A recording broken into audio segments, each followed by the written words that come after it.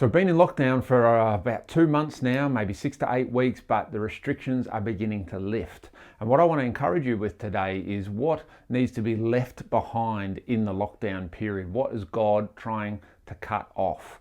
In John chapter 15, we get this amazing picture and metaphor of God as the gardener, Jesus as the vine, and then us as the branches connected in to Christ. And it talks about pruning. It talks about cutting off and pruning back, getting rid of dead wood, throwing things that are useless into the fire.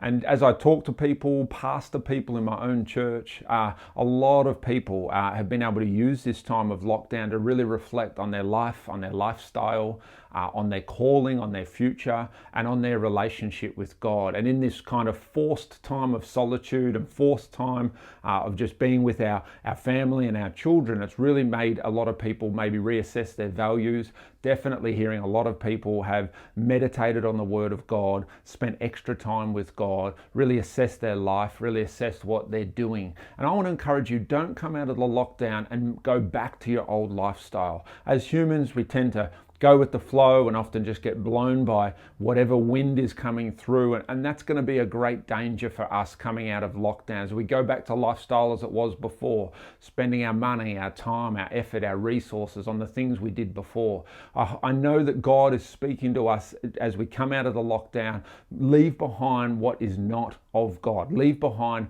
what has no fruitfulness. I want to encourage you, take a pen, maybe grab your phone. I want you to write down 3 things that you know God is trying to cut out of your life, that as you come out of the lockdown, that you can leave behind. Maybe they're things you were spending your money on. Maybe they were things that you're busy doing and you're caught up in the busyness and the cares of life, but they have no fruit. Maybe they're things in your own relationship with God that need to change or need to get out of the road so you can have a fruitful relationship with God. We know that certain principles of God and prayer and our church community and the call on our life, that these things are vitally important. Our children, our relationship with our husband, our wife, our friends, our mentors, our peers. These things are principal things. These are pillars that we should give maximum time to in our life because that's where fruit comes from.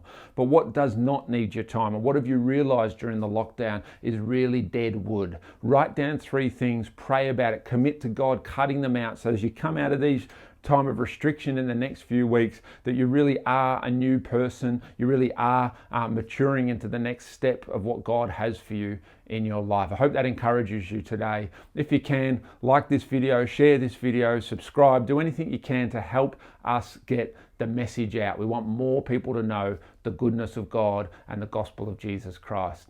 Bless you.